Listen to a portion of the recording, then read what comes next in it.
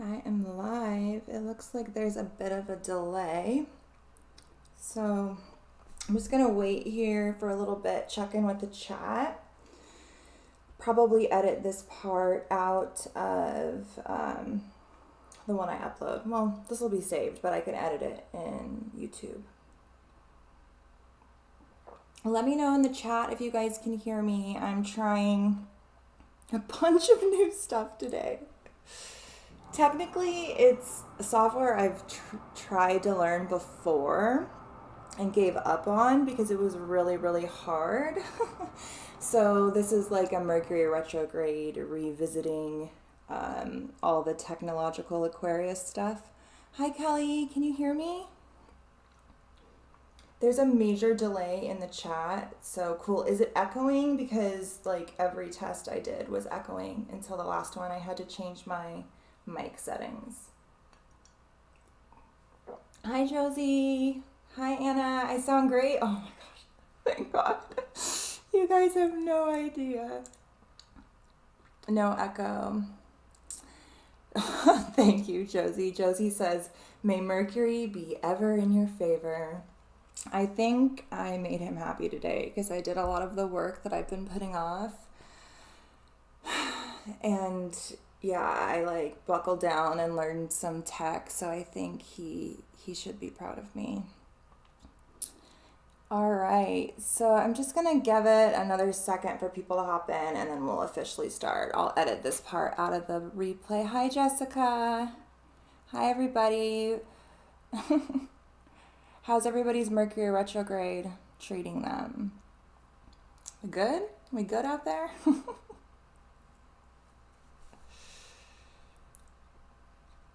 All right. Okay, I'm probably gonna start here. So I guess I'm not gonna have the chat in front of me. I thought the chat transferred over to the streaming platform, and you know what? It very well might, but I did not learn that today.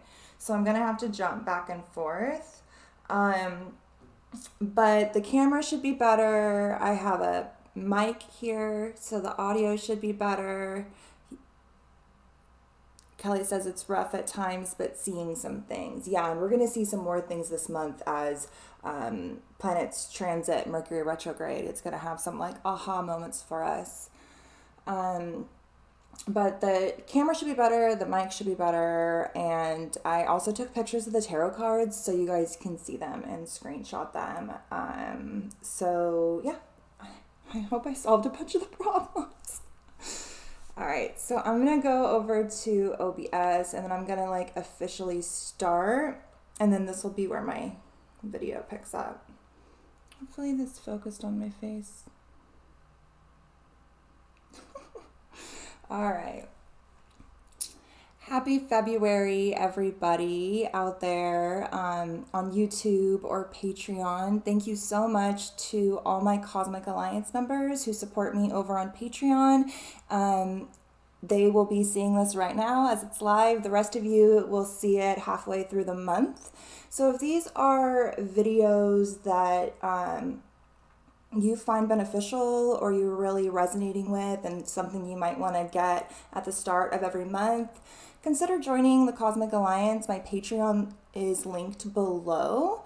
And this video is included in the $5 a month tier. And then I have several other tiers if you want to get more cosmic. If you want to work with the lunations or this month we are diving into Atlantis. I have a deep dive rabbit hole video every 3 months, and this month is Atlantis, and it is a rabbit hole that I have been in for my entire life. So it should definitely be interesting, to say the least. So yeah, consider joining the Cosmic Alliance, and I just want to take a moment to thank all of you who are already members. Your support helps me be able to do this, be able to work my magic and really pursue my mission. And I really, really, really appreciate every last one of you. So thank you so much. We're going to go ahead and dive in to the sky. I have my chart.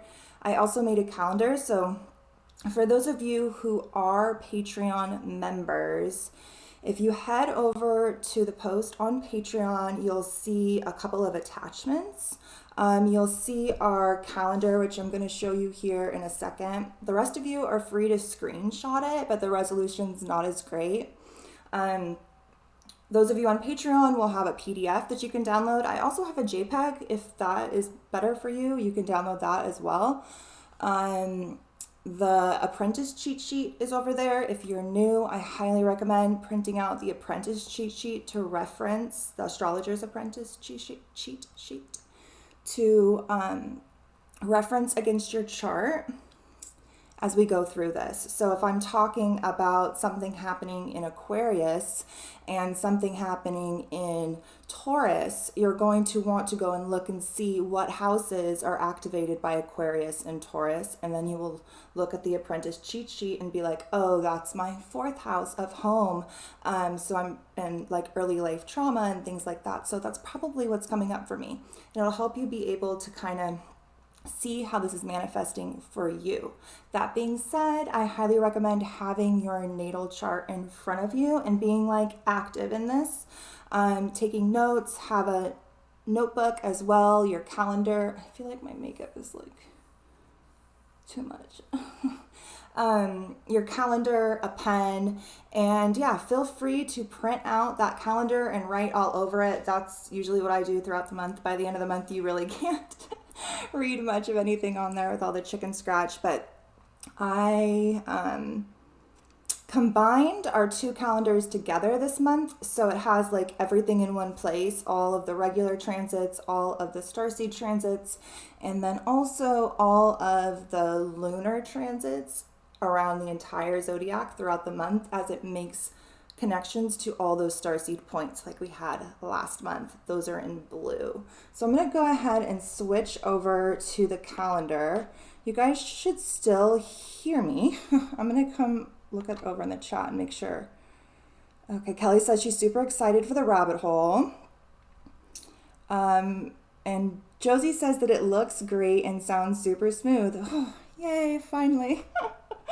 All right, perfect. So I'm going to go back over here so I can see what I'm doing. So this is a picture of the calendar that you guys should have if you printed it out over on Patreon. We're going to go through this as we go through the chart.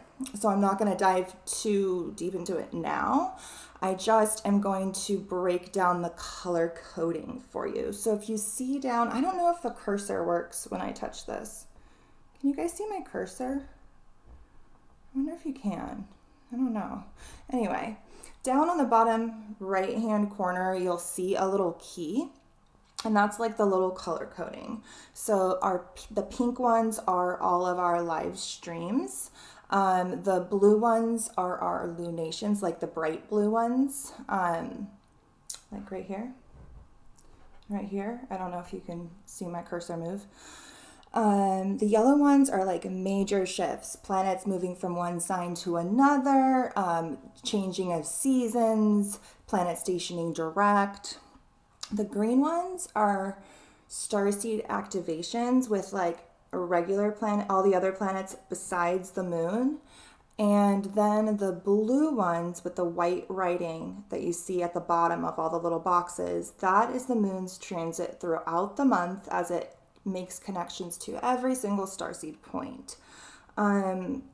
These ones down here at the bottom are the starseed transits that we're experiencing for the entirety of the month, the green ones at the bottom.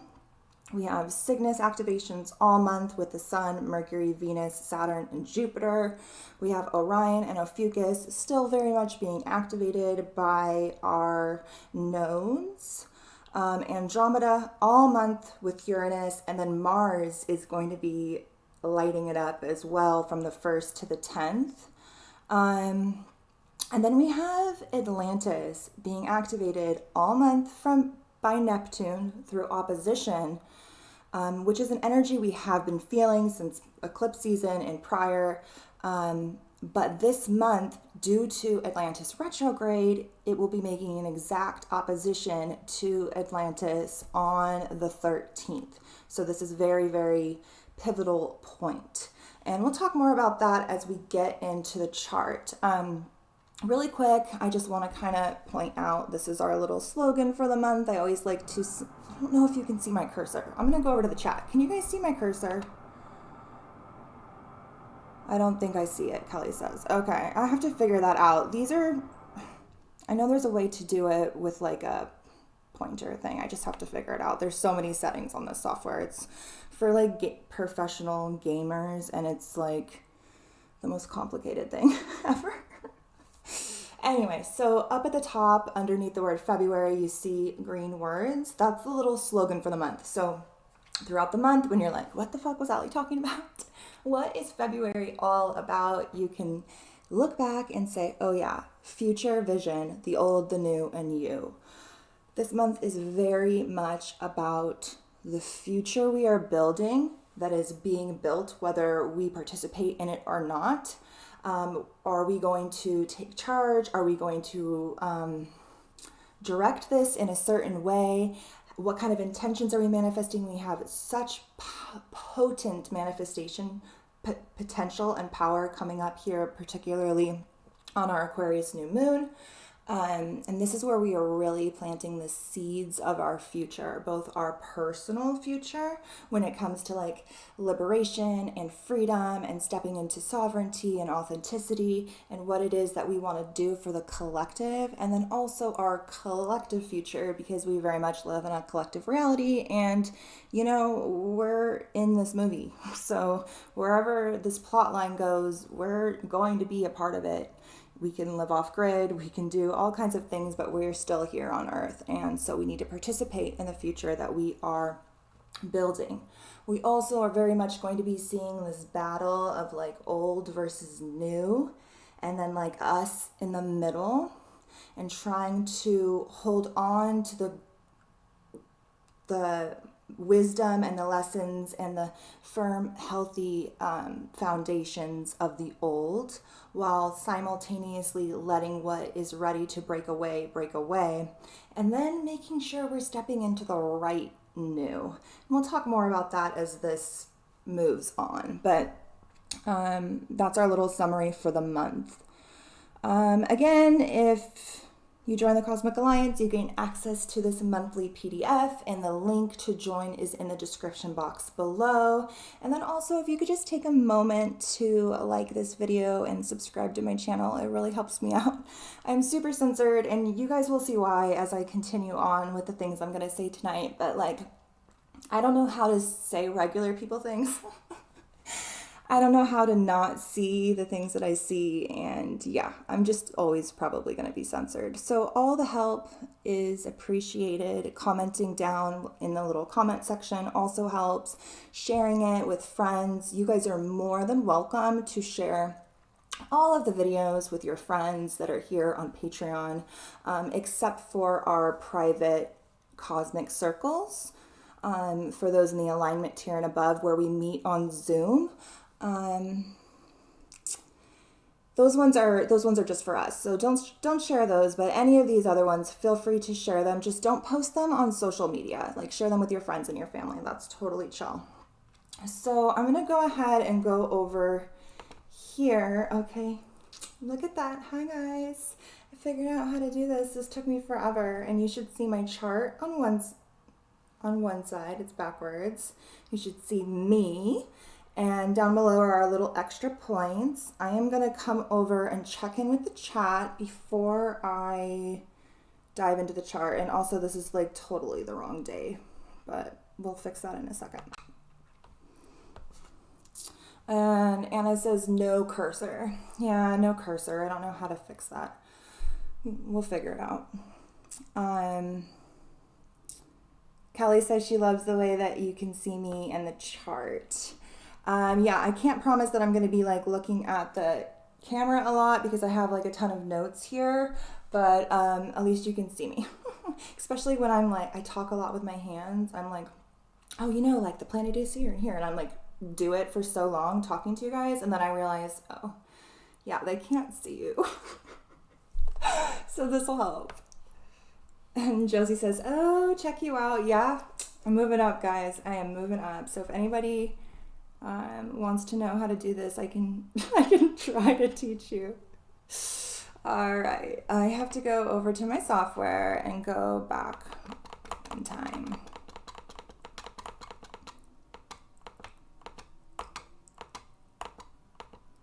All right, so we're just gonna go through, oh, by the way, I have these Selenite wands available in my shop right now. So for all of you who have asked me what this is and where I got it from, I now offer them.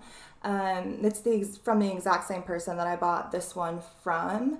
And I'll also put the link to my website in the description box below. Oh, and I have these too. I don't know if you guys can see me because I have my software in front of me, but it's a selenite candle holder. It's freaking heavy, dude. It is so much crystal, and it literally like lights the whole room up. If the light was off right now, it would be like a lantern. It's so fabulous. I love it. And these are really great for like tapping into your higher self, channeling in downloads of information from the cosmic realm. It activates like all the higher chakras and the etheric chakras outside of the body.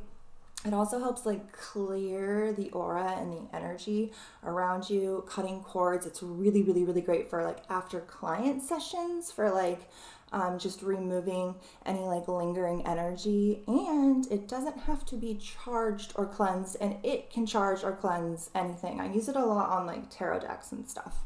But anyway, enough with my sales pitches. They're linked below. Okay, so we're gonna go through this whole calendar, but really quick, I just want to like highlight the key points of this month so you guys can like circle them and know like those are the highlight points, because a lot of these, you know, trines and sextiles, those are nice energies.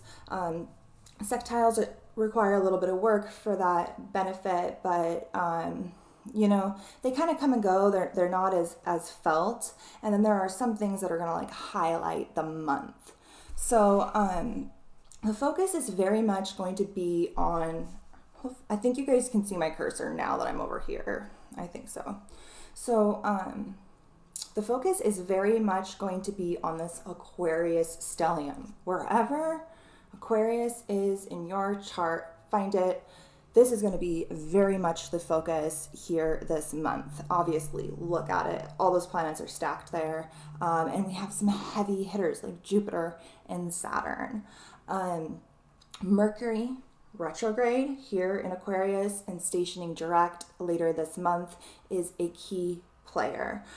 It is asking us to reconsider, reconfigure, restructure, redo something, remember, reassess. We are going backwards in order to fix our trajectory into the proper direction. We were kind of headed off track, and so this is a little bit of a well, you're supposed to go this way. So that's going to very much be a focus.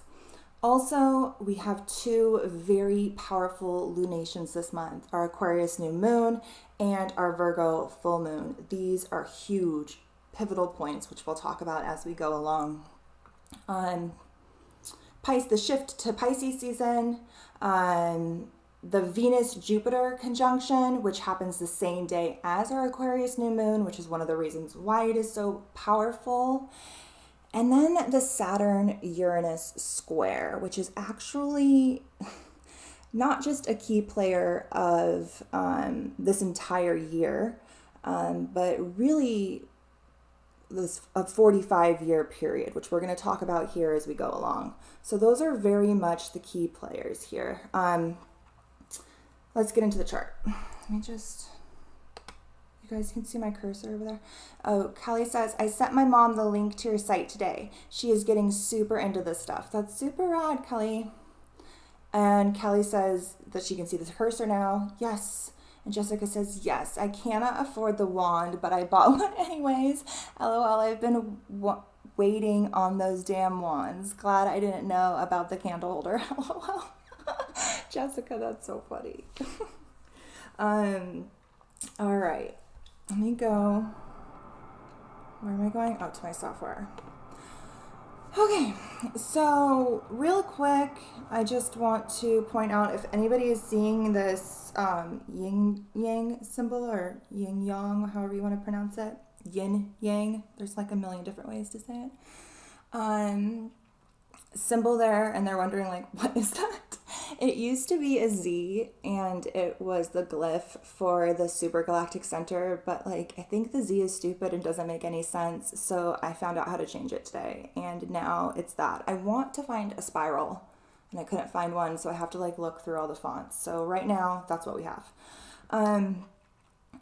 Right now, you can see that this is a chart of February 1st.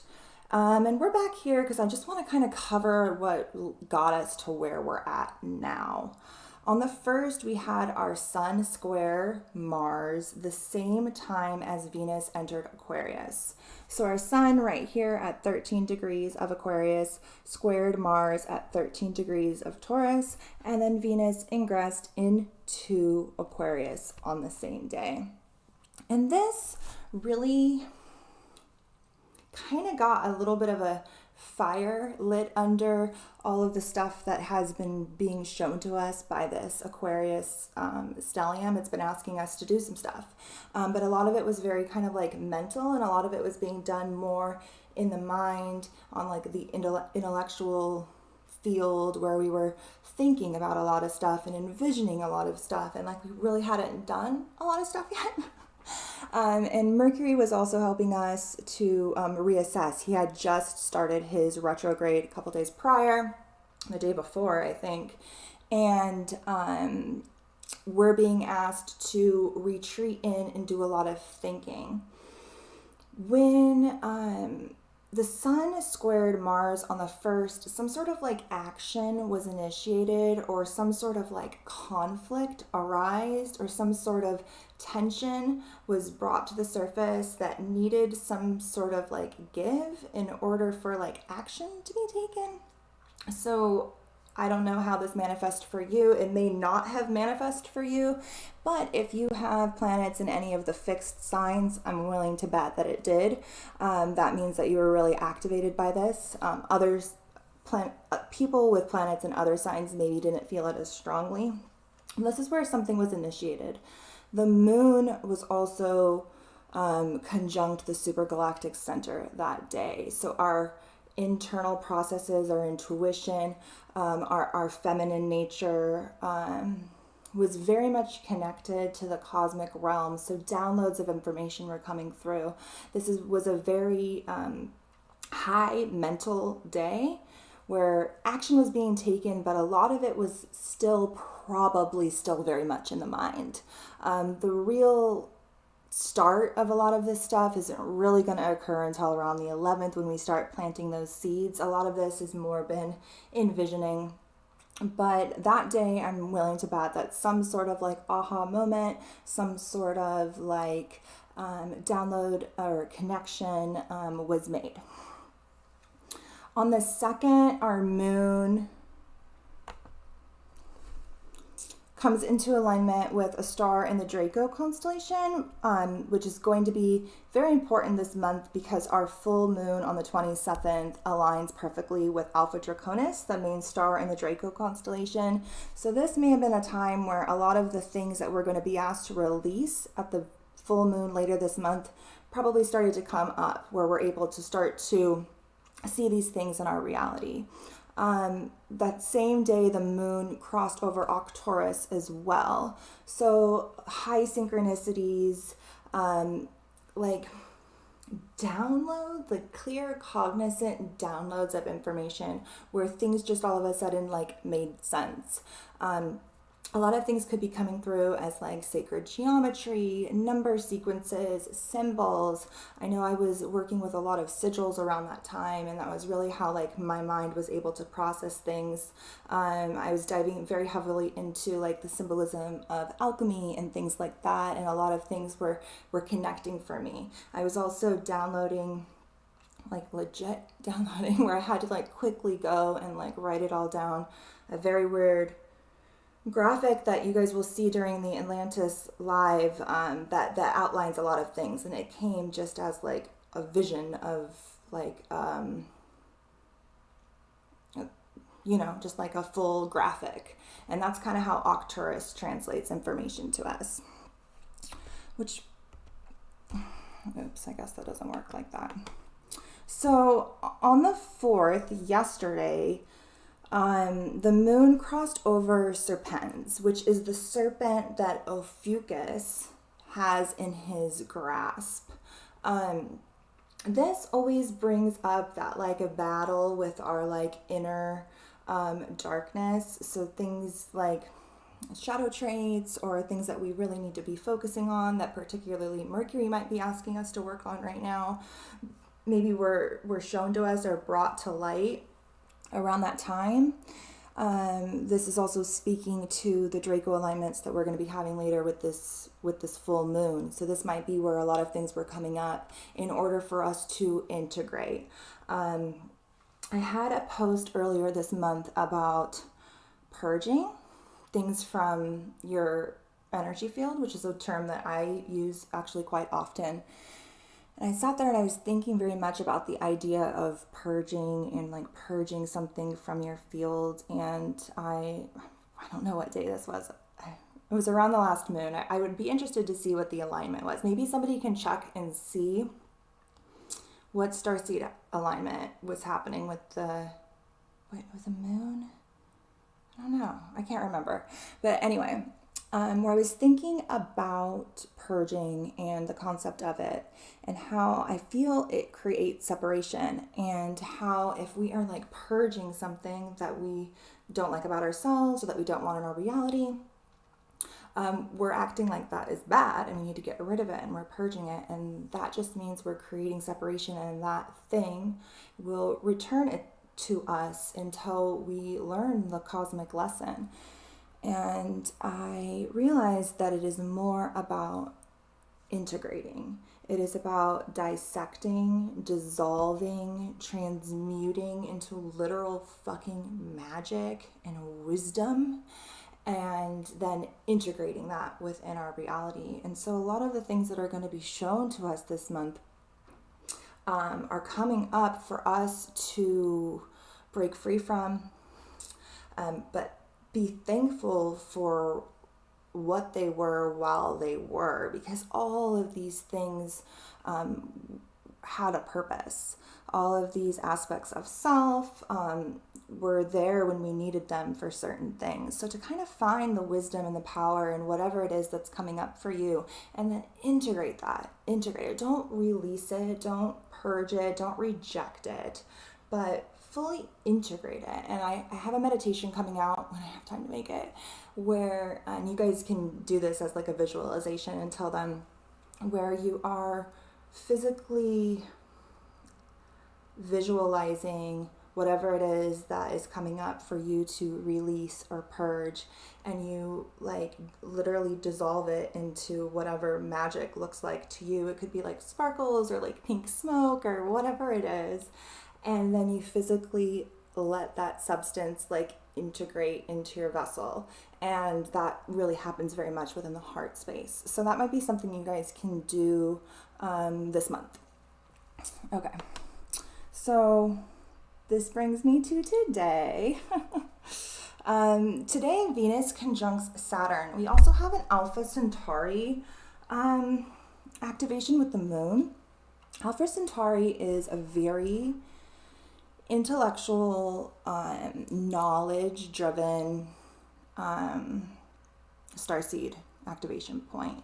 So you very much could very well have been doing a lot of learning today. I know I was. They're also very tech savvy, so thank you, Alpha Centauri, because I did actually get some stuff done today.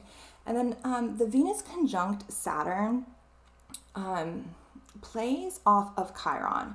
So if you'll see on the 6th, the next day, we have Venus come into an exact, Venus is over here.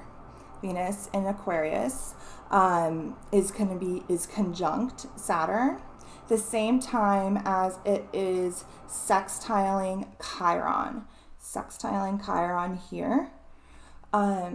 So Venus conjunct Saturn is actually a really good transit. It can be karmic, yes, and it can be like have like a finality about it, but what it really embodies is like loyalty and firm, secure relationships built with safety and security, and that like total like Venus conjunct Saturn, people are so like loyal when they are very, very committed to something or someone. Now, Saturn is also the Lord of Karma. He's our great teacher, so he is here to very much teach us wonderful things about ourselves and this reality, so that we can gain a lot of that wisdom that I was talking about earlier. But he's also extremely karmic. So Venus coming into its conjunction with Saturn at the same time as it is sextiling Chiron is really asking us to work on some core wounds that are going to be coming up for us right now in order to obtain that wisdom and the healing. Now, sextiles are not, they're very similar to trines, but they are not the same. So trines are really easy energy, free flowing, usually have some sort of like a benefit. Now it could manifest as like just like an excess of something that might not seem beneficial, but the planets are working very harmoniously together. Sextiles are very similar, however, they require work in order to obtain the benefit or the reward of this transit. So today, tomorrow, particularly, and on, because this is going to trigger a new cycle. This is triggering a new Venus-Saturn cycle. So Venus only conjuncts Saturn once a year, and it's like a new moon. It's like the seeds that are planted between these two planets. So this starts a new Venus-Saturn cycle. And that is very much about the commitment in our relationships. Now, this is happening in a very detached sign, emotionally speaking, being that it is Aquarius and we have a ton of planets here right now. So we're going to be connecting more on like a mental level, on an intellectual level, on a collective level with humanity, than we are going to be on like an emotional level. That being said, we are still going to have things come up. Now, this Chiron placement is in Aries, which is the sign of the self. Chiron's been transiting Aries for quite a while already, and he's going to be here for much, much longer. And he's very much showing us a lot of these core wounds that we have taken on as like identities, and that we are processing through to see the benefit and the wisdom that they hold. I believe everything happens for a purpose. And I think that a lot of the purposes are going to be highlighted for us whenever we have transits or aspects to Chiron as it transits through Aries. This is really digging deep into like the recesses of like our fight and flight energy, how we fight for what it is that we value, what it is that we believe. This is that like warrior aspect, and it's a lot of like the wounds that go along with that. And like, are we going to make the same mistakes again, or are we going to learn from these? And this is happening both on a personal and collective level. So we talked about the 5th. So we talked about on the 6th how Venus is going to be sextiling Chiron and how it's playing with all of this. And Venus also squares Uranus that day. Again, that is mental energy. It can be very erratic. It can ignite some sort of like drastic change. So it can trigger something unexpected, something surprising, something fun and exciting. It can trigger us to shift. Now, these are happening in fixed signs. So Aquarius and Taurus, which is where Uranus is, that is going to be squaring that point, are both fixed signs. They don't really like to change. They don't really like to have that kind of like shocking, unexpected change. Uranus is the ruler of Aquarius, but so is Saturn. And Saturn gives Aquarius that kind of like reserved, conservative structure about it, where it's like, no, I like it where I am, you know? And the kind of like tension builds, and eventually it kind of like snaps like a lightning would strike. And then from there, we're kind of, okay, we're on a new trajectory now. And what do we do? And usually there's some sort of like mini, like towery moment where something has, some sort of structure has to be dissolved.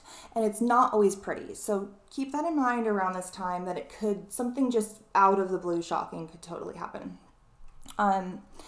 The same day as the transits we've been talking about, we also have our sun come into a perfect conjunction with Hecate, which we talked about how she plays a major part here in this Mercury retrograde cycle, how she's asking us to tap into our magic, how magic is very much what the future, which is what all these Aquarius planets here are doing, is building our future.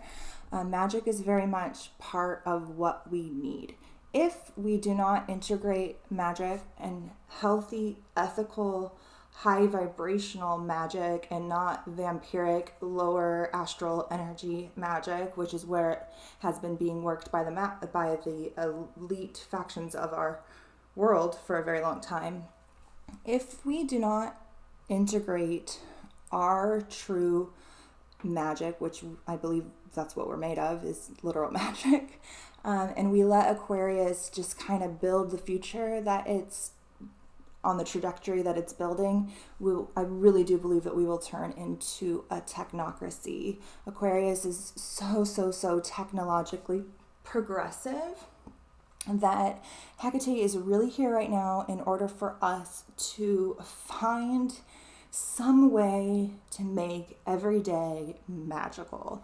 And this sun conjunct Hecate tomorrow, we're going to have a lot of that energy flowing through. So pay attention. She's there to help you navigate this mental battlefield that we're in right now. She's there to help you understand what this Mercury retrograde cycle is. She's there to guide you when it comes to planting these seeds, these magical seeds that are going to create this magical future that we all know is possible. And yeah, I just want to really make sure that we are focusing on that when we are setting our intentions for the new moon, because I really do feel that that is what this world is lacking, and that is what we need to counterbalance the technological advancements that all this Aquarius energy is going to be about, as Jupiter transits through here, as Saturn transits through here the next couple of years, and then Pluto eventually enters after he's done deconstructing the system to build a new one that's going to be very focused on technology. We have to make sure we have our magical faculties in line and in flow with the energy of creation, which is what I really do feel astrology helps us connect to, and that's why I love it so much. And then the moon that day will transit over Ophiuchus and Antares. And then on the 7th, let me just go check in with the chat. I can't tell if you guys can hear me. Kelly says that Chiron is squaring her Uranus. Yeah, dude, major changes for you. And I can definitely see how that's manifesting with these planets in your life, knowing what's going on right now. Josie says that her son has Venus conjunct Saturn, both in Scorpio in the 9th house. Then he gets it. He gets it. That's deep too in Scorpio, because Scorpio too is very committed. And then Janelle says Taurus sun. I can concur to that. We've worked really hard on it this past year. Oh, she's worked very hard on it this past year. Awesome. Okay. You guys can still hear me. Okay. And somebody just said something. Loving this. Love you. Oh, thank you, Josie. Okay, I just want to make sure everything's good. All right, so on the 7th is when we're going to really start to have some sort of like, aha, light shined in the Mercury retrograde battlefield that is our mind right now, because our sun and Mercury will both be conjunct Hecate. And then our sun conjuncts Mercury retrograde perfectly the day before on the 8th. Oh, you guys can't see that side of it, but the 8th is the next day.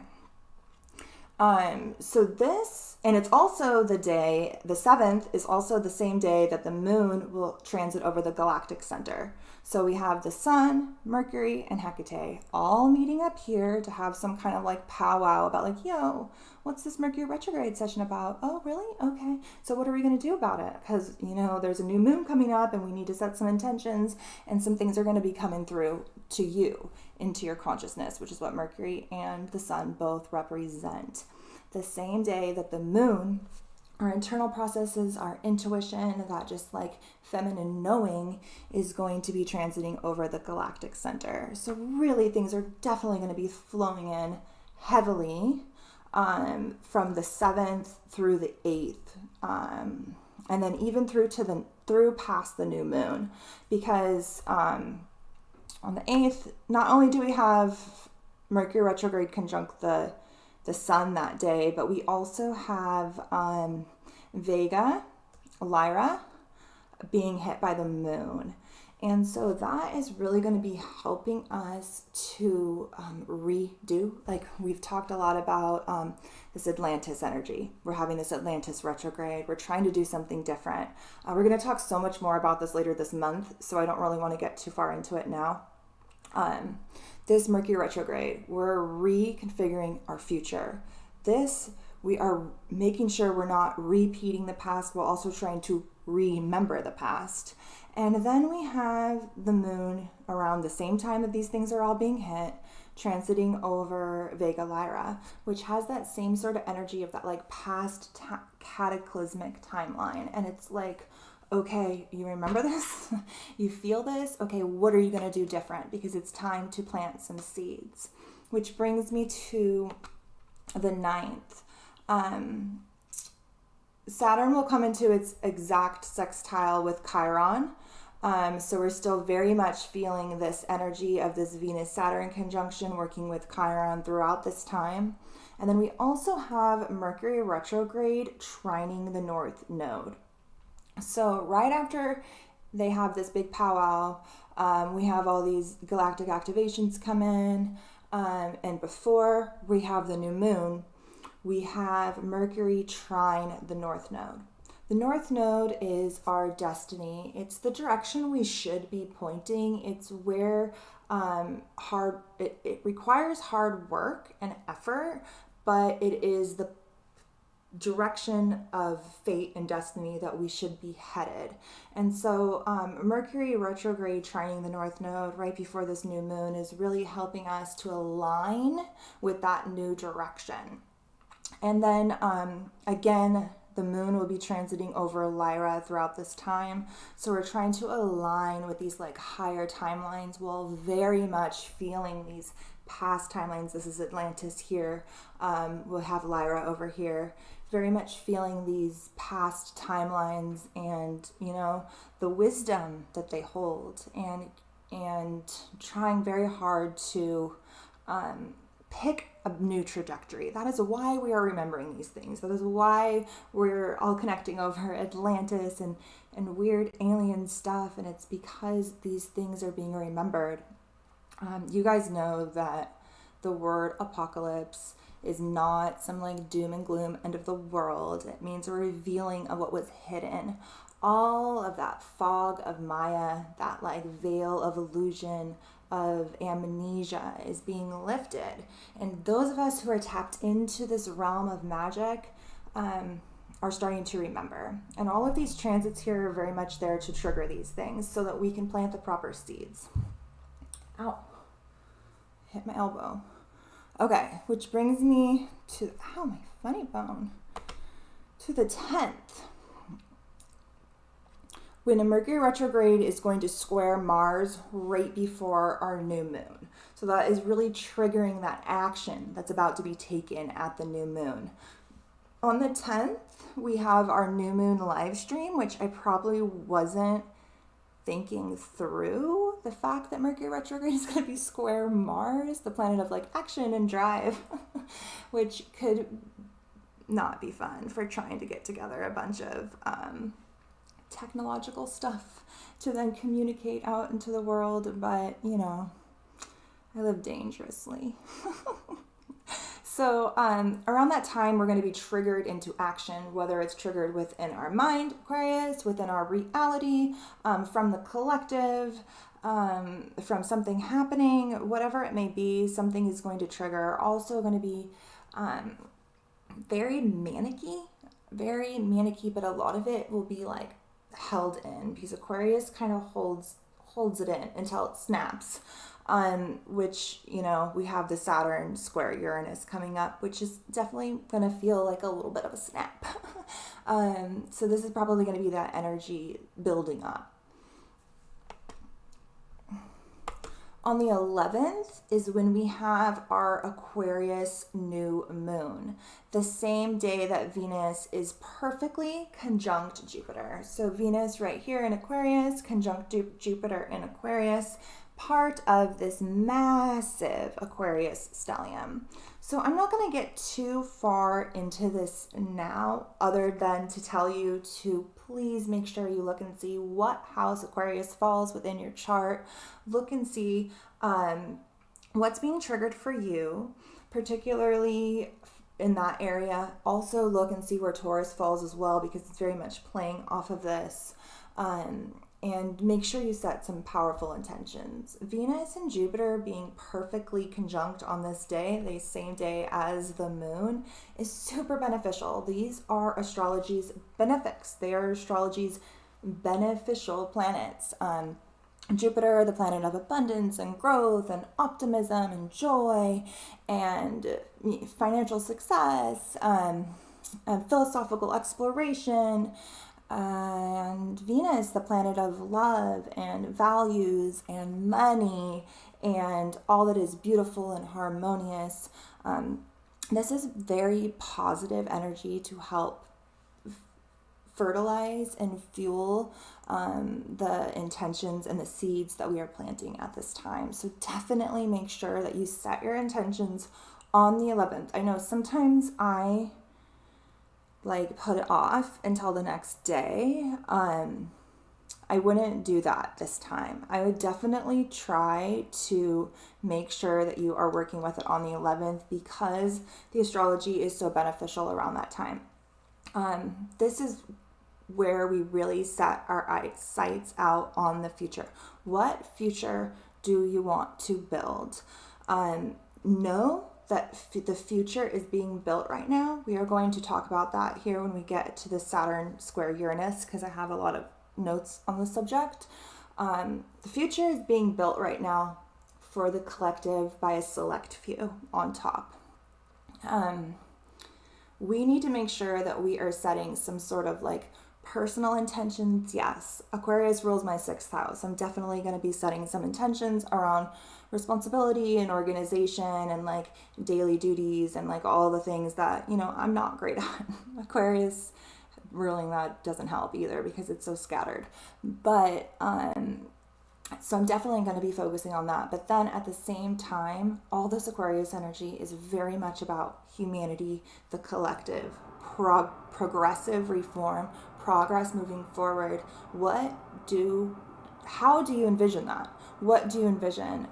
Make a vision board, draw it, whatever it is, somehow visualize what it is that you think the future looks like and put it down on paper somehow. Somehow we need to capitalize on this Aquarius stellium and manifest it into our reality. So look at this. This is when we do it, guys. This is a very, very pivotal time. And you'll see why as we get farther into this month. So we also have a Cygnus activation on that day. We also did on the 10th as well. Cygnus, we talked about in our last video. Cygnus is the bird that is said in mythology to kind of meet you along the path in the afterlife as the soul travels from like the earthly realm to like whatever's next and like higher, and it presents you with a test, and like if you fail you have to like reincarnate, or in some mythology you go like to like a hell type realm to, I don't know, probably learn some more lessons. And if you pass, you get to ascend to the next level. And so these Cygnus activations are very much asking us, like, this is a test, guys. Like, have you learned the lesson? Are you ready to ascend to the next level? Or, like, what kind of future is it that we're building? Which brings me, let's see, to the 12th. Venus will conjunct Mercury retrograde. So we've already had the sun come through here. The moon has come through here. So this is our like consciousness. This is what we can see, our sense of purpose and identity. These are how we feel about the situation, how we're internalizing it, what kind of emotions it brings up. And now Venus is going to come over there, and Venus is very much about our values. So, okay, we've seen, we've felt. Now, what is it that we value, and what kind of like ethical steps are we going to take moving forward? Venus is also about relationships, so there might be some sort of like communication happening with your loved ones around this time. But I really do see it manifesting more like, okay, now the values come into play, and like, how are we moving forward in order to create the harmony and the balance that we need in order to create the future that we want. And then on the 13th, we'll have Mars sextiling Neptune, the same time that Neptune and Atlantis oppose. Opposition is exact. So Atlantis has been retrograde, so it's come back to meet Neptune again, to meet the flood. Neptune at home in watery sign of Pisces, opposite Atlantis in Virgo, the sign of service. And it's service to others. And I find that very interesting because I really do feel that the reason Atlantis fell is because it flipped from a service to others paradigm to a purely service to self, vampiric type energy, where it inverted all of its teachings and went dark. And I think that that is what we are remembering and what this is very much bringing up for us.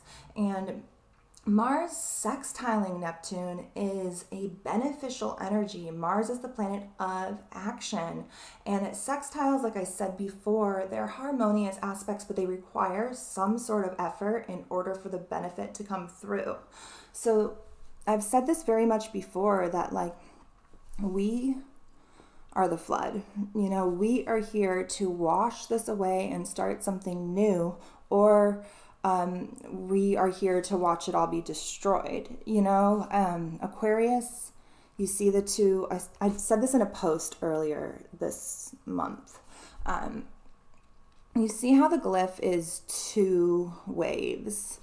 It's said very much in like esoteric astrology that the water is poured from two vases, and one symbolizes like an evolutionary path, and one symbolizes like a de-evolutionary path. And Aquarius can very much manifest that way, in a very inorganic way, where it's very technologically heavy. And I think Atlantis had a little bit of that as well, although I do really think it was more the dark arts. But there's also a huge masculine energy of technology as well, and probably like an AI aspect. This is why I get censored. I say a bunch of crazy shit. But this energy, oh, and I didn't even notice when I was mapping this all out that that same day the moon transits over it as well. So the moon transits over Neptune and will oppose Atlantis. So we're really going to be internalizing a lot of what this Atlantis retrograde was about and really rise above the illusions and the Neptunian fog that has been placed upon us and our ability to remember our true history. Because without knowing this, we can't really build this. So make sure that you're tapping into these retrograde energies to really remember and retrieve these lost aspects and these lost memories. So on the 14th, Mercury retrograde will conjunct Jupiter. So whatever it is that Mercury retrograde has been bringing up for you is definitely going to be expanded upon, and is definitely going to be expanded upon around the 14th. Venus trines the North Node on that day, so we're also being pointed in the proper direction. But this Venus conjunct Jupiter is going to help us possibly dive into some of the things that we maybe planted at the Aquarius new moon. So if we need to expand in some sort of way, if we need to learn something, if we need to grow, this is what Jupiter is going to be here to lend its hand in that direction, helping to be like, oh, we're going to do this and we're going to do this. Jupiter is very expansive and very focused on learning. And it's going to be, of course, how it can help progress you forward. And also it's going to probably still be happening very much on a mental level. But around this time is when things are going to expand for you. Maybe some sort of new pathway forward is going to illuminate. And that's where you're going to start to feel the new kind of subjects or things that you want to possibly dive into that might help you build this new future. On the 15th, the moon will transit over Andromeda. From the 15th to the 18th, it will. It'll come into exact alignment with the black hole at the center of the Andromeda galaxy, which falls, falls here at 27 degrees of Aries on the 16th.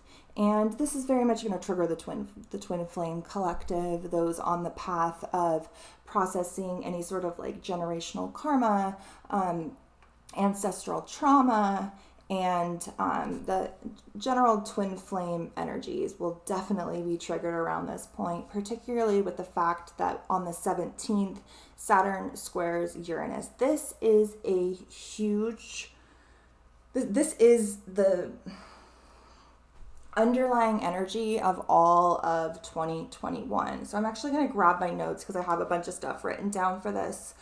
And we're going to get into what exactly Saturn square Uranus is all about. So this is actually, because of retrogrades, the first of three exact squares between Saturn and Uranus this year. We have our first one on February 17th, our second one will be on June 14th, and our third and final one, although we'll still be feeling this into 2022 because of retrograde, will be on December 23rd. The Saturn-Uranus cycle is a 45.5-year cycle that works like a moon. So any sort of conjunction, when we had the Great Conjunction, you guys heard me, I have makeup on, it makes me itchy. When we had the Great Conjunction, we talked about how these things happen in cycles, how we have the conjunction, then we have the square, then we have the opposition, which is the culmination point. Then we have the second square, which is that starting to hit the ending of whatever the story was about. And then it culminates with another conjunction that starts a new cycle. For the Great Conjunction, that was a 20-year cycle. For this is a 45.5-year cycle. It is a huge cycle.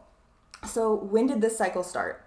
This cycle started on February 12th, 1988, And the Saturn-Uranus conjunction actually happened at 29 degrees of Sagittarius, right on top of the galactic center. And that was a year after I was born. I mean, actually just a couple of months after I was born. I was born in September. And that kicked off this 45 and a half year story that we are currently living. This story will culminate in 2032 in the sign of Gemini. So at 29 degrees of Gemini, opposite the galactic center. So our current eclipse story that we're experiencing right now with the Gemini and Sagittarius eclipses is like a kind of focal point for this larger 45-year story that we're currently in. These are really going to be a lot of those trigger points for us. I didn't realize that until I did this research.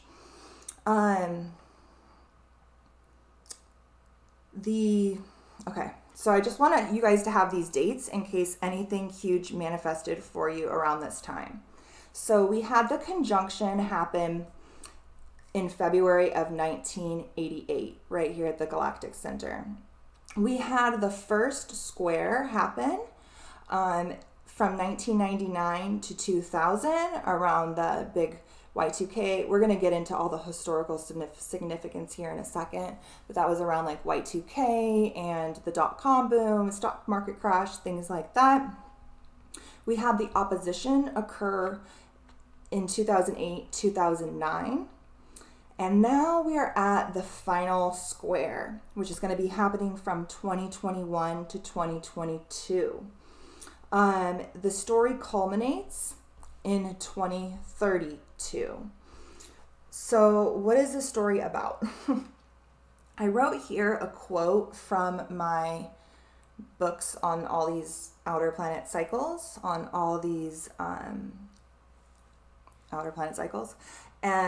because I wrote down two quotes. This one was what they had right at the top for the Saturn-Uranus cycle. It says, ideologies separate us. Dreams and anguish bring us together. And that's pretty much where we're at. I'm going to kind of cover the last couple of cycles really quick and like what they kind of amounted to. And then I'm going to go into all of the historical not all, but some of the historical connections that are tied to the Saturn-Uranus cycle, whether it is through conjunction, square, or opposition, or tied to those. Also, semi-squares as well. So from 1805 to 1852, this focus was really around United States territorialism and like expanding and taking territories, whether it's like Louisiana or just expanding towards the west. From 1852 to 1897, that energy, the next cycle, the next 45-year cycle, focused on the switch from capitalism to imperialism. Our next cycle from 1897 to 1942 had a focus on switching then from that imperialism to fascism. And then from 1942 to 1988, the focus was on Americanizing the world. And then the current cycle that we are in from 1988 to 2032 is a focus on globalization, the New World Order, pretty much. And you can see that it ends at around 2030, which has a big focus on the 2030 agenda and the idea of globalizing it into a one world government. So some of the historical connections to this, I have to go ahead and give Rick Levine like mad credit for a lot of this research. All the stuff I talked about already was my own, but a lot of these historical connections that I'm about to cover, I got through him and his research. I didn't have time to dive very deep into this, but I did make other connections as well. But much of this is from his February cosmic forecast, which I will link below when I release this on YouTube. And for those of you who are Patreons, I will put it on Discord, because he definitely dives deeper into all the historical connections. He's not going to talk about the New World Order or anything like that.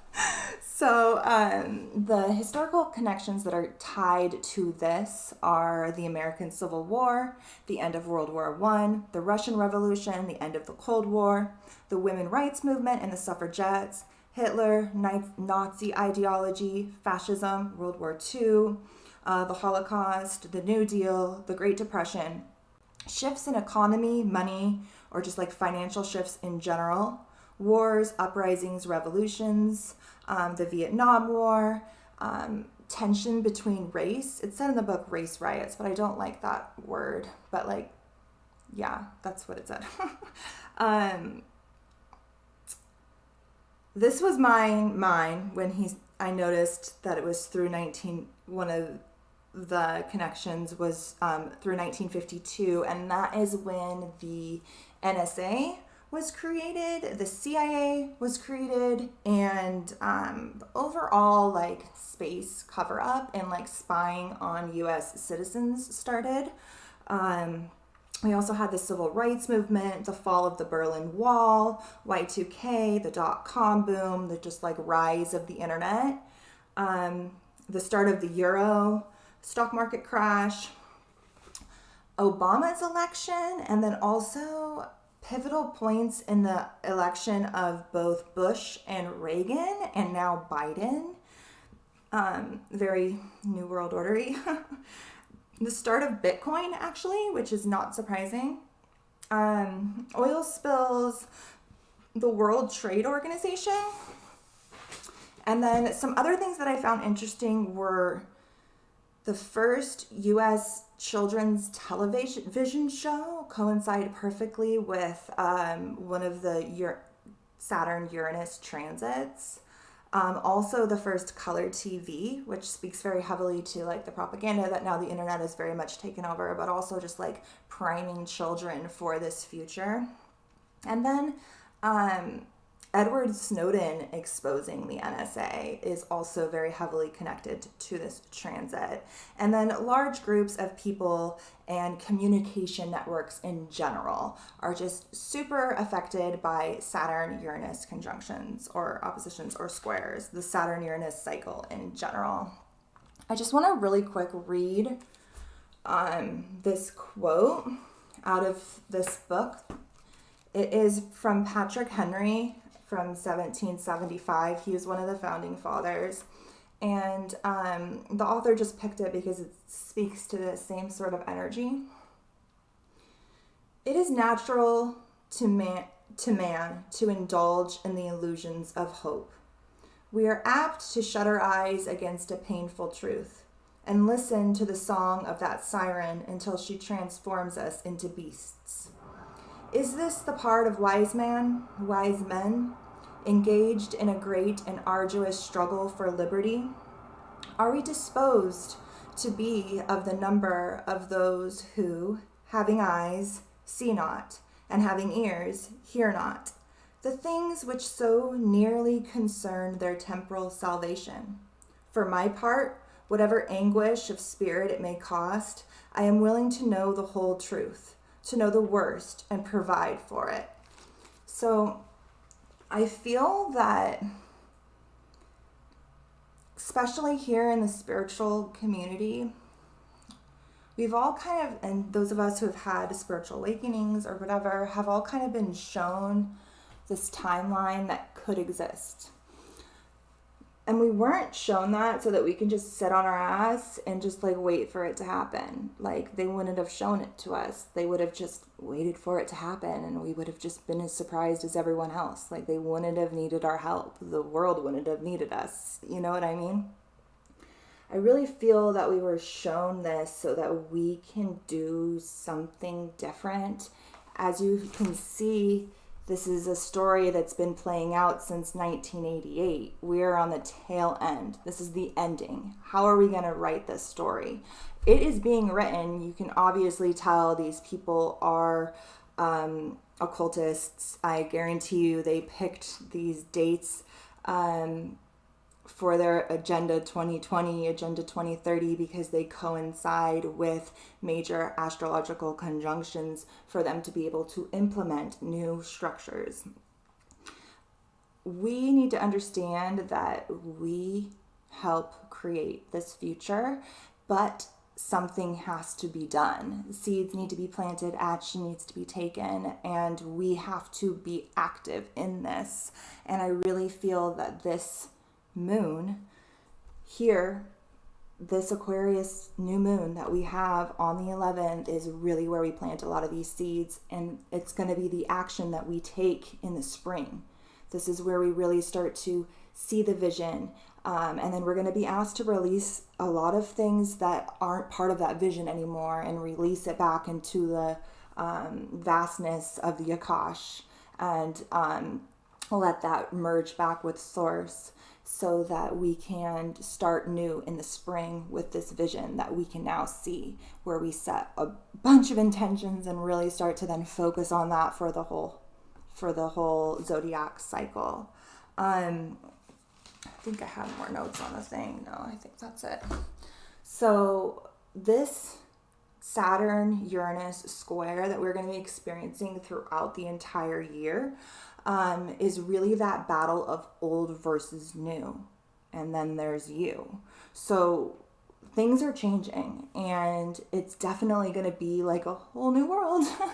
And we need to make sure that we are being active in this, and we're not just letting things happen around us. Actions are going to need to be taken. Things are going to need to be shifted. We need to see, we need to understand hope is wonderful, and we definitely need to be in holding hope and this vision of the future, but we can't just sit there and hold it in our minds, because we are part of a collective conscious that has been hijacked, and they are not doing that. So we need to awaken this magic within us, so that we can awaken this magic within the collective, so that we can build a future full of magic and healthy technological advancements that merge together, not with our human body, but that work together, whether it's through consciousness or whatever it may be, not through a neural link in my brain, but like through like a light ship or something. You know what I'm saying? So that's really what I feel like this month is all about. I'm going to check in with the chat just to make sure y'all could hear all that.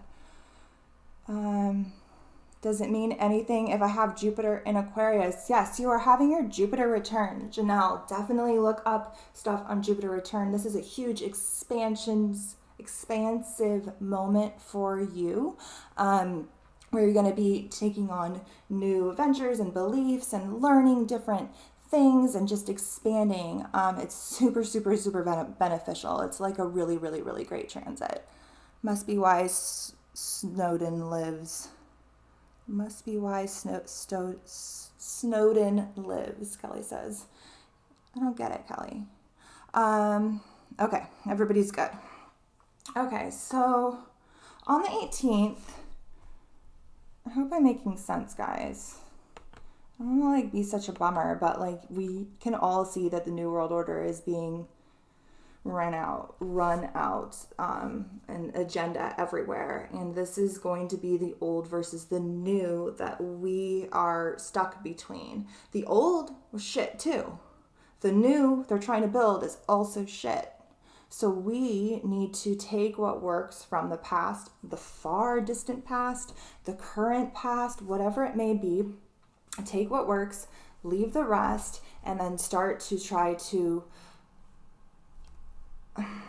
utilize magic within our reality so that we can visualize this future and manifest it into reality. But steps need to be taken, and it also needs to be taken as a collective. So a lot of this is like, how can you bring magic to the collective?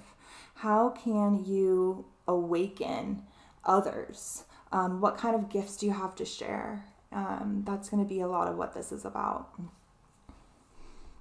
You guys know me. I love my magic. Okay, where am I at? We did that. So the 17th, that's when Saturn squares Uranus. We went over that.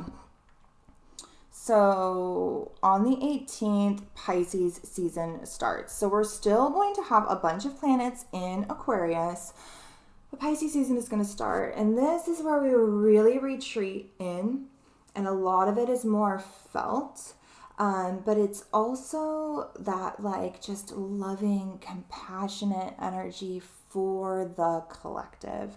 Now, that is a higher manifestation of Pisces. Pisces can also tend to escape and through even some very unhealthy coping mechanisms and just withdraw altogether and kind of get lost in that Neptunian energy. Throughout Pisces season, Pisces is going to connect with Neptune. We are going to be navigating tons of illusions and delusions, but so much magic. This is literally the sign of magic.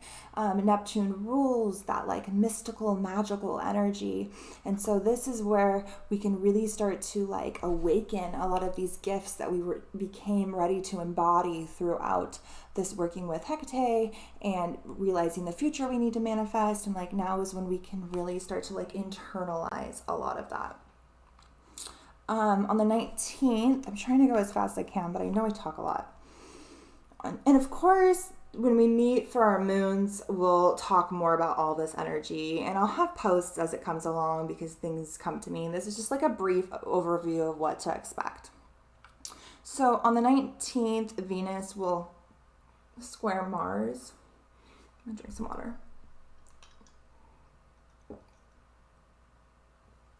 I don't know why I'm holding my pinky out. It's so funny. Okay, it's so fancy. So on the 19th, Venus will square Mars the same day that the moon transits over the Pleiades.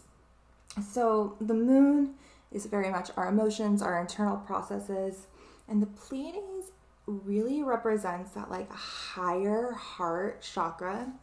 That's that like perfect merge of the like heart and the mind where you can really like discern and navigate from that like higher space that's like above the emotional waves of lunar energy, above the emotional waves of emotions in general. It's kind of like above that, and it's more in like a higher dimension, I guess. I don't know. But the way I really understand Pleiadian energy and the way it comes through for me is it's very straight to the point, intellectual, but it has such a loving, compassionate nature to it. So Venus is going to be square Mars that day, which can bring a lot of tension when it comes to relationships or just like aggressive behavior in general, particularly because it's Aquarius and Uranus is over here as well, and we're working with a lot of like volatile energy this month. I really do think that this day, around this time, where we have Saturn still very much square Uranus, and then we have Venus square Mars. So we're going to have Saturn square Uranus, Venus square Mars. This is a lot of tension. I really think that the Starseed point to lean in around that time is going to be the Pleiades, and really starting to try to rise above a lot of those emotions and work to integrate them, and then like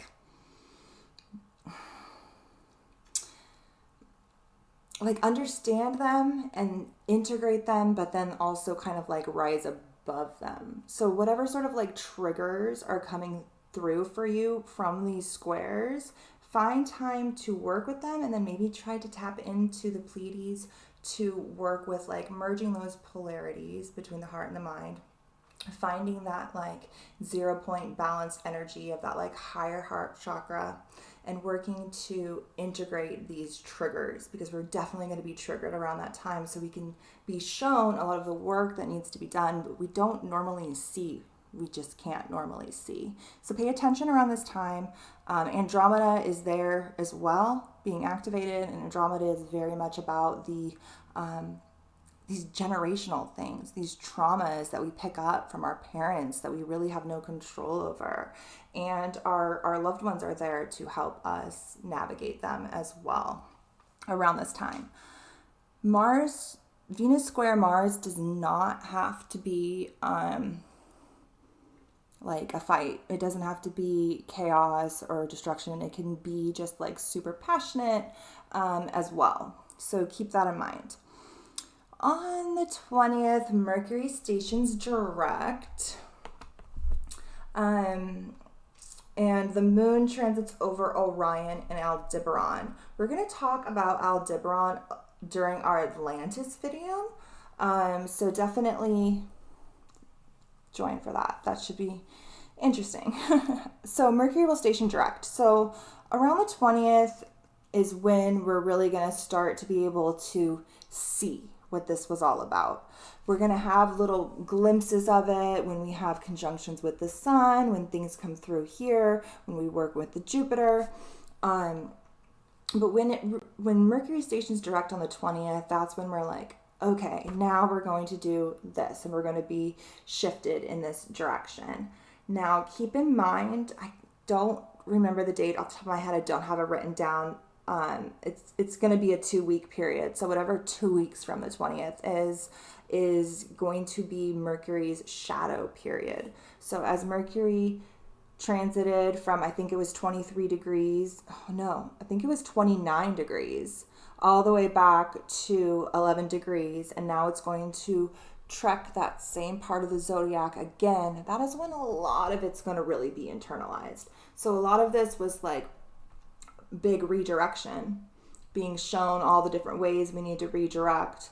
And now we're okay. Now I need to make a lot of those actions and start to do a lot of those things, and things will be internalized. And then once Mercury finishes traveling over this retrograde period and then enters into Pisces, that's when we're really going to have to start letting go of a lot of things that aren't conducive to this future that we're building, so that we can start to actually do the building when we hit spring equinox and Aries season. So I'm just looking here. So yeah, I don't know what the date is. It's like March something. But yeah, that's when it's really going to be. Now, most people will tell you, when you'll see online, you'll see the memes, Mercury's direct and blah, blah, blah. And we are definitely going to be taking action around as Mercury transits the rest of the way through Aquarius. But really, once it gets into Pisces, we're just not anymore. Pisces rules dreams and sleep and rest, and a lot of things are going to be shifted through here. A lot of spiritual connections are going to need to be made, and things are going to have to be let go of in order for us to then really start to initiate a lot of this in the spring. That's when it's really going to be. So don't feel like, oh, I have to start doing all this stuff. Just know we're going to start it. We're going to do it. We're going to do it in the spring. So if you're really being called to rest and retreat, do it. That's where a lot of the answers are going to come through, a lot of the remembrance, and a lot of these downloads that are happening right now. So on the 21st, the moon transits over Orion's belt. I'm not really going to get too far into what that all means, but it's definitely going to be triggering that like extreme polarities in order to like seek balance. On the 22nd, we have our Atlantis rabbit hole, which should be very interesting. It's going to be part 1 of a multi-part Atlantis rabbit hole, because I'm not even going to try to fit everything into one. And this is how I spend my nights. And I got a bunch of new books, and so it's just going to evolve. And I think you guys dig it, so we're just going to roll with it. And the moon will be transiting over Sirius the 22nd through the 23rd. On the 24th, Mars will trine Pluto.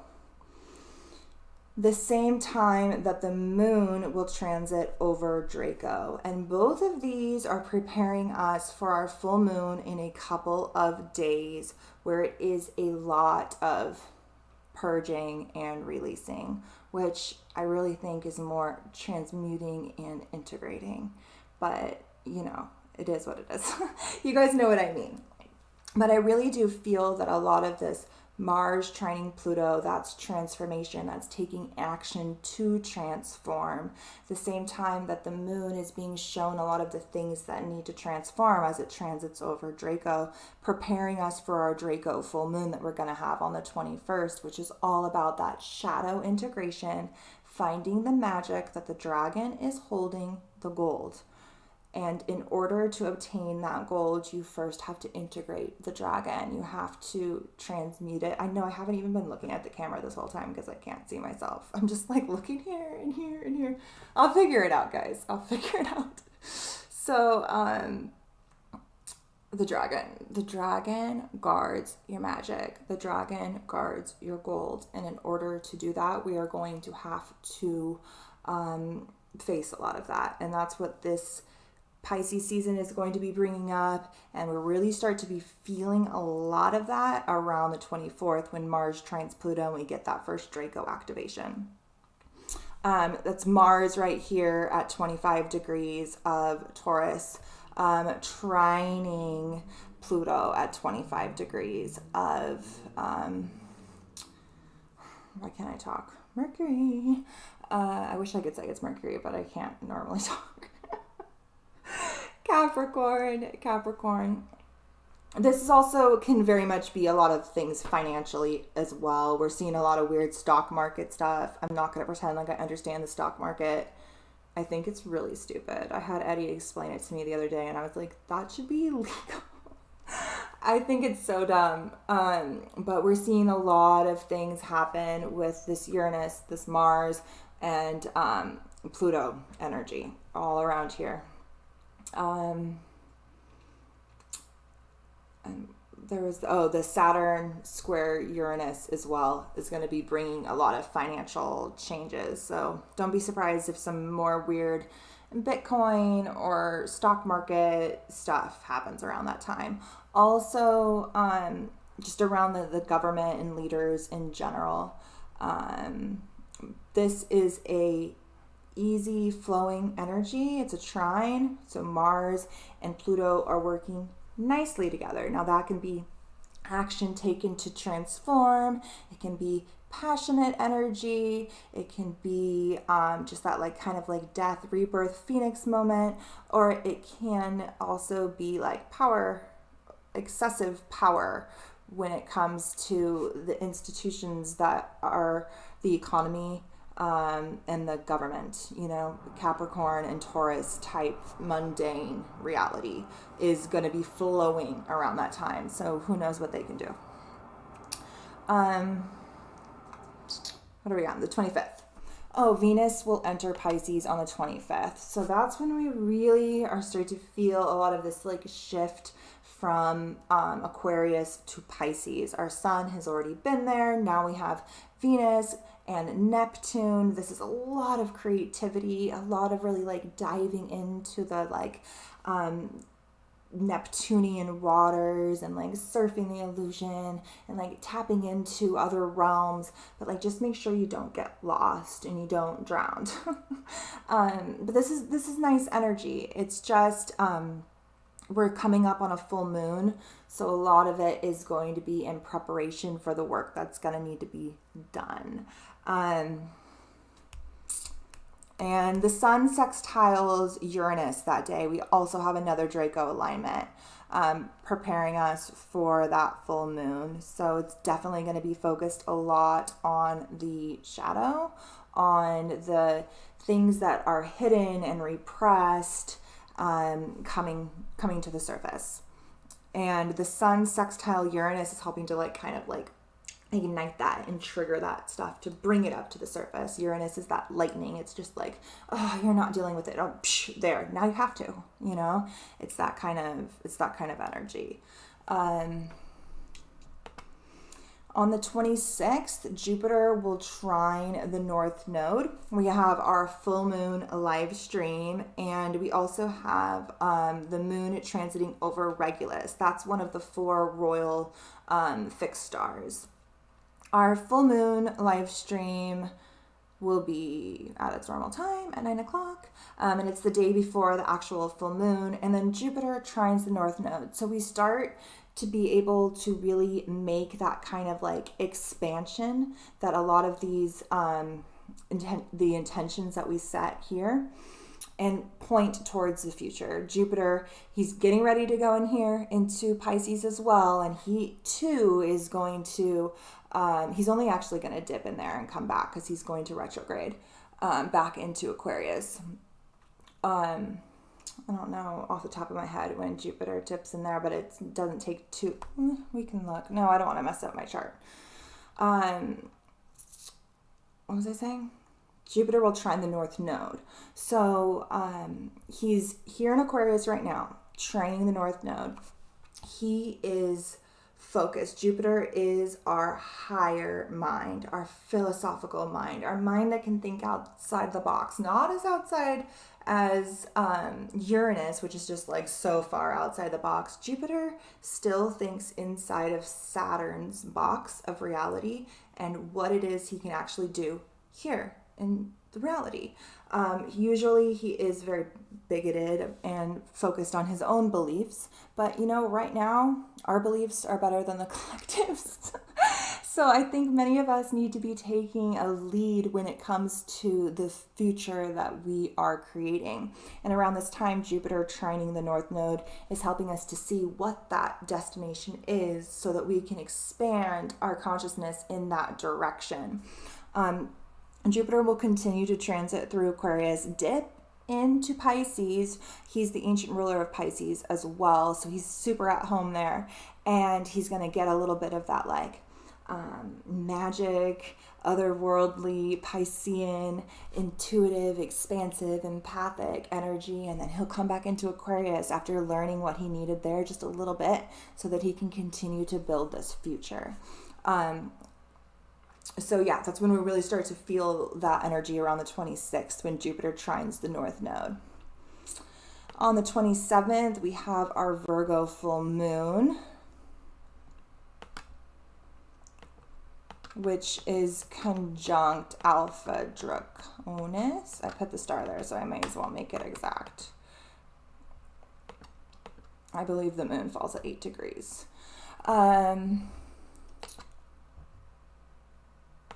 So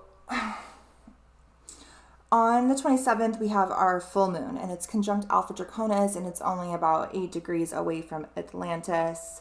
It falls opposite the sun, which is really close to Venus. We also have Neptune in play here. This is where we're really can let go of a lot of the delusions that are standing in the way of us being of service.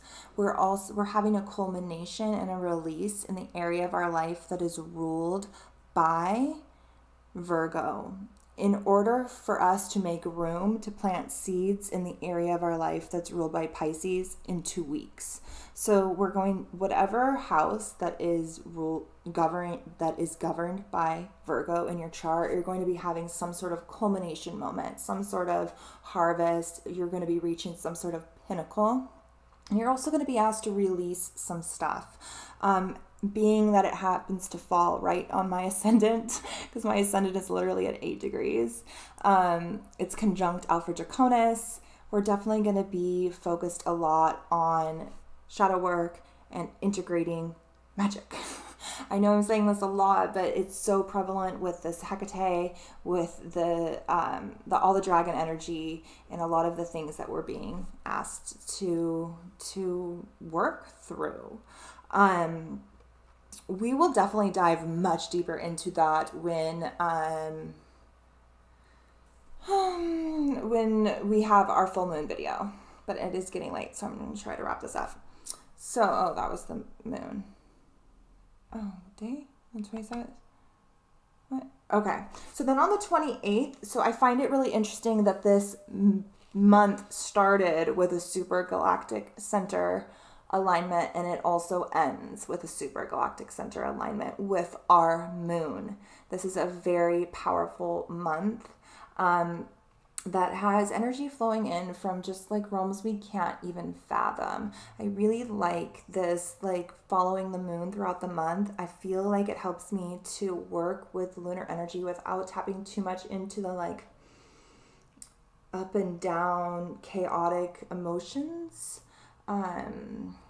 and focus more on like integrating lessons and wisdom. And I think that the stars help with that. But a lot of that has to happen within. And the moon helps with that because it's the closest planetary body to us. Mercury helps it funnel through our mind.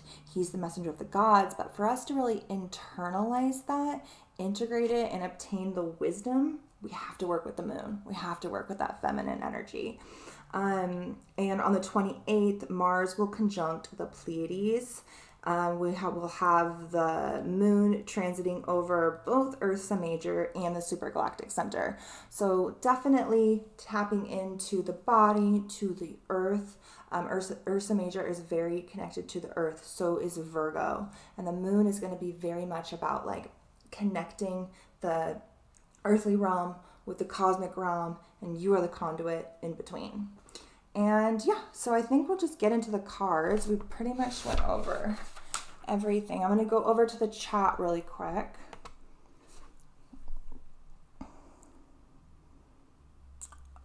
Oh, she said that you said Edward Snowden exposing the NSA was due to the astrology. So I was like, oh, that's why he didn't get killed yet.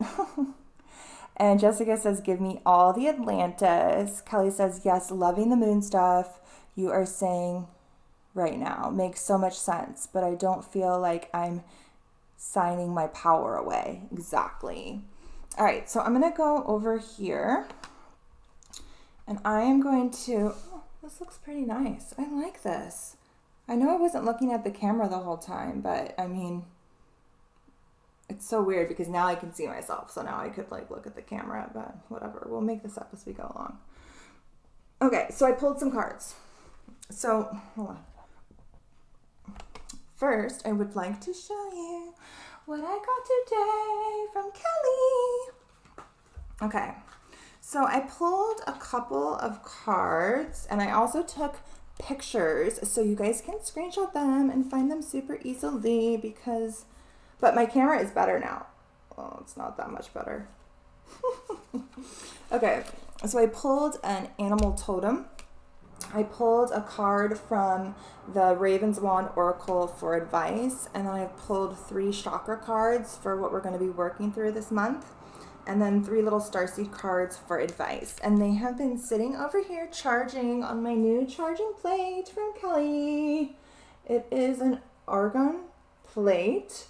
And it has the Witch's Wheel of the Year, which everybody I know is born on one of these days. It's my daughter's birthday, my boyfriend's birthday, my dad's birthday, my dog's birthday. Nobody yet, but I have a feeling it's going to be somebody's birthday. This is actually my ex-boyfriend's birthday, and also the day that I launched my new website. My sister, me, it's everybody. It's everybody. But anyway, this is so beautiful, Kelly. I love it so much. Thank you so much. So the cards have been over there charging, and I'm just going to get right in, but I have them here so you guys can see. So, okay. And then put this like there. Okay, cool. So that should be good. Can you guys see the cards? All right, so first we're going to go and dive into the animal totem, which is the cougar, and our little advice for the month, which the card that came out was Unity, which I'm not surprised. So cougar attributes. I also recommend looking this up online. I really love Ted Andrews. He has a book called Animal Speaks, and his descriptions are phenomenal, and they really dive deep, and this could be an animal totem that you could work with all month. The proper use, Cougar attributes. The proper use of leadership and power. And this is from the Wild Elemental Tarot. I know somebody will probably ask me. Okay. The proper use of leadership and power. Balancing power, intention, strength, and grace. Self-confidence, freedom from guilt, sensuality, cunning, and enigma. A solitary cat. When you catch Cougar prowling into your life, he is bringing you the message that you have come into your own power. Now is the time to take the lead in a situation. Now is the time to be strong. He is here to let you know that now is the time to leap into all the opportunities made available to you. Using the power of intentions, be clear with your purpose and define where you are heading. I mean, it's pretty self-explanatory. I don't think I could have said it any better myself, but I do think I said something very similar.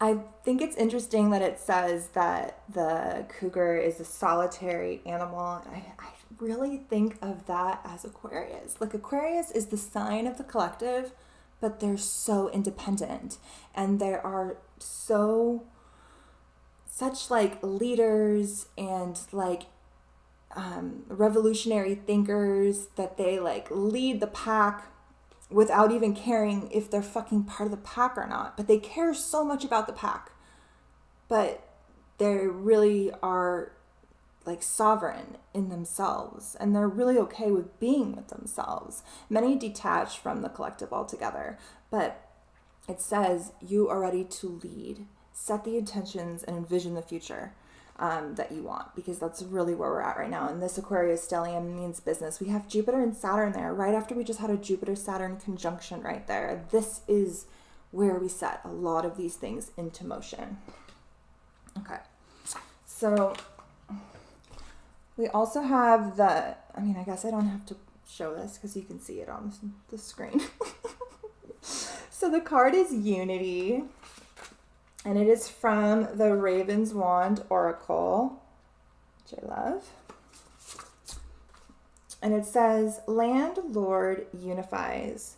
Notice how all animals and plants stream from him, both male and female. He fuses animal and human into mystical being known as a theanorope. Yeah, I'm sticking with that. He is reminding you that all life is interconnected, that we all are compromised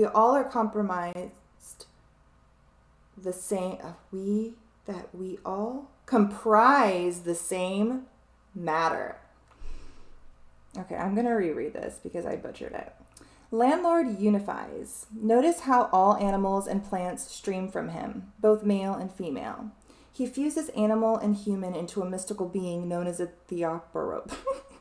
He is reminding you that all life is interconnected, that we all comprise the same metal, which is constantly recycled by life and death. Other forms of life are no lesser or greater than us, only different aspects of the whole. Landlord is encouraging you to share this world, not dominate it. And that's very Aquarius in energy. We need to, when we're setting our intentions, like I had said earlier, we really need to make sure that we are taking the collective into consideration. How can we logically, like, I know people, especially in the spiritual community, they have this vision of the future that is just, it's just not practical right now. It's just not even possible or practical. So many things need to happen first. So we need to understand those steps, and we need to take into account the different levels of awakening that people are at. And a lot of these answers are going to be coming to us from connecting with the earth, particularly later during this Virgo moon. And finding ways to remember that we are literally all connected. Aquarius really starts to understand that, and Pisces is where we really, really, really grasp that understanding that, like, we are all one part of this, like, vast energy. And yeah.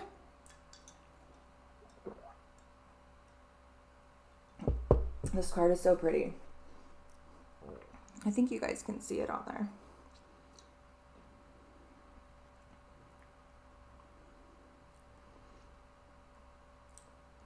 And I think that later in the month when we have our Ursa Major activations, that's a really good time to tap into the animal kingdom and really be able to like, oh, I'm going to use some of these dice Kelly sent me to, and really be able to integrate the wisdom that it holds.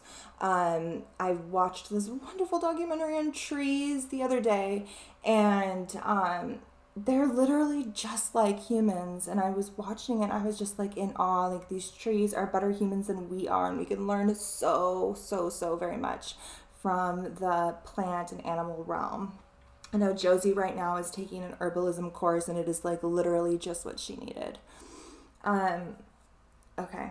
Oh, this makeup. I had to put on makeup because my camera's better now. Before I didn't care, but I like turned out, I was like, oh, that's pretty good. I might have to put on some makeup. Okay, so the Starseed cards that I pulled out were observation, release, and abundance. So observation, expand your consciousness by observing the divine matrix of life. It's very similar to our last card, and it's definitely going to be something that we're going to be doing during Pisces season for sure. Release anything that keeps you from your path of authenticity. Release it back into the vastness of the cosmos, or the source of all that is, but like with love and like understanding that it is you, and thank you for everything that you offered me. And then take what the wisdom and the lessons that whatever it is that you want to release held, and integrate that into your vessel. Pisces is going to be like, Pisces season, we're going to be doing so much internal alchemy, like so much. I can feel it already. And then abundance. When your heart's intention is to serve humanity, doors of abundance naturally open. We have Venus conjuncting Jupiter the same time as this Aquarius new moon. Venus conjunct Jupiter is a great transit for manifesting money, but it's in the sign of Aquarius. Definitely the only kind of like abundance and money that we're really truly going to be able to manifest is if it is in alignment with humanity and the natural order and our natural divine mission. So work and see like how those two things can intertwine. Now is a really great time to set intentions around that, because we have the Venus-Jupiter conjunction, the two benefics, planets that very much rule abundance and money, conjunct right by our new moon in Aquarius, the sign of humanity. How can we be abundant and really work with our heart's intention while serving humanity? If we can find the balance between these two, that is when these doors of abundance will naturally open. Okay, so I also pulled these chakra cards. So I moved my face so you guys can see these cards. I'm just going to check in with the chat really quick and make sure you guys are there.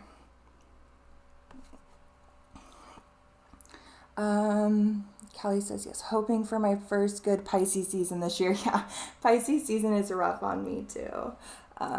But I have a new outlook on it now. So let's see how it goes. All right, so I'm going to go over here. So I pulled 3 chakra cards to kind of see what it is we're going to be working through this month. And I got 2 different third eye chakras and a heart chakra. So the first third eye says mindfulness. I am aware of my thoughts, and I ask myself, are they uplifting or are they true? I do this because I know that my thoughts significantly affect my mental, emotional, and physical health, and because I know that my body believes everything that I believe. I am not in control of all situations that come my way, nor am I in control of what others do and say. However, I do have free will as to how I respond.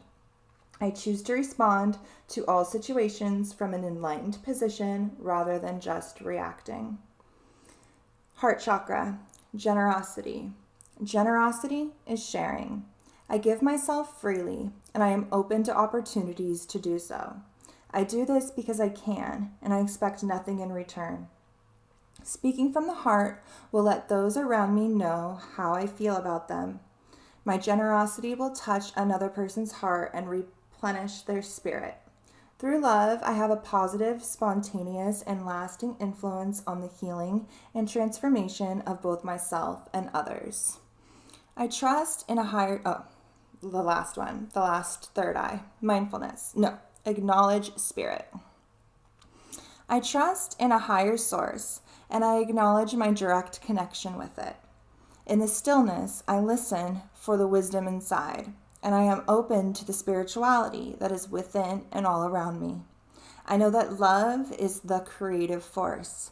I meditate and welcome mystical truths. I am open to seeking guidance in my spiritual quest from a spiritual teacher, master, or guru, which I would like to add there is within you. So these very much speak to Aquarius and Pisces season and the shift between the two, as well as that like higher heart chakra energy that I was speaking about with the Pleiades, and that like merging of the mind and heart in that like higher heart space of that like cosmic love that's kind of like above the like emotions that very much govern us down here. So I think these were just so perfect. But feel free to screenshot that.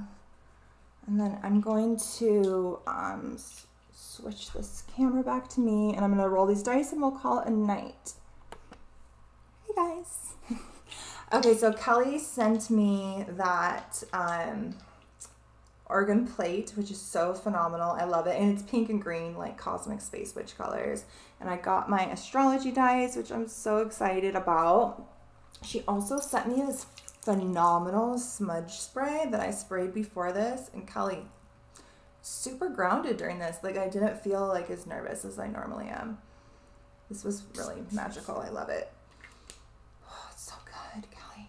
Okay, so we're going to roll these dice and we'll call it a night. And I'll come and see in the chat. If you guys have any questions, shoot it in there right now. Okay, so we have Venus, and we have a Venus, Sagittarius in the 11th house. So Venus is very much that planet of love. Why is this twirling? Okay, Venus. It's backwards, so like every time I turn it to the left, I want to turn to the left, it turns to the right. I don't know how to explain it. Okay.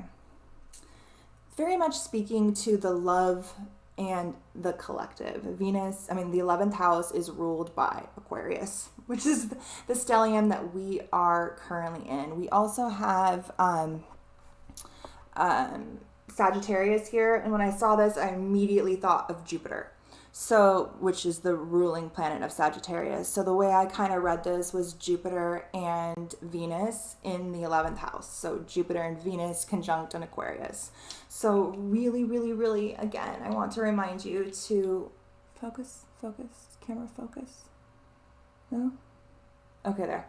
I want to remind you to set your intentions for this moon and make sure you set it on the moon, because we have Venus conjunct Jupiter in Aquarius, helping us to manifest that like divine abundance in alignment with the future and the collective. And that's really where we're at. We're really creating the future, and it's really going to require you stepping into your magic and letting go, integrating the wisdom, whatever it is, of all the things that are standing in the way of you obtaining that gold that the dragon is guarding, which we will dive much deeper into for our full moon video, which is on the 27th, and it's included in the $11 tier and above, where we will dive deep into the lunation. You'll look at your own chart and everything that's coming up for you. We'll pull some cards and stuff too. But I'm going to go over to the chat really quick before I call it a night. Yes, Kelly, I do love the spray. And she says Venus, of course. You have Venus in the 11th. Oh, you get it. um, yeah, that's wonderful, Kelly. I have nothing in the 11th house, but it's ruled by Cancer. So I really feel like I am that like mother bear of the revolution and the collective. Like Cancer is like super like protective mama bear that's like a little aggressive, but because she fucking cares, man, you know. And I feel like whenever my 11th house is activated, that's how I kind of like manifest for the collective, is that like mama bear energy. But I appreciate you guys so much. Definitely check out Kelly's shop. This spray is phenomenal, Kelly. I love it so much. And I think she is doing custom orders, and she has a moving sale right now on her website because she is moving. So definitely go show her some love. I will link her website below as well before I release this on YouTube in 2 weeks. But thank you to all of you who support me on Patreon. Like, I just can't even put into words how much I love this community and how much you guys mean to me. I appreciate you all so much. And I will see you on the 10th for our new moon live stream. And yeah, we'll get cosmic. Bye, guys. And wait, I just have to say, Mercury, thank you. Because this live went really well. And I'm looking at my face right here. It has a major delay, but like the camera's good. I think the sound is good. I figured out how to switch between those scenes. We're moving up in the world. We are moving up in the world. Woo. Cosmic Alliance. All right, guys. Thank you so much. And I'm looking at myself. Thank Mercury right now. Thank you, Mercury. Bye, guys. Have a nice night.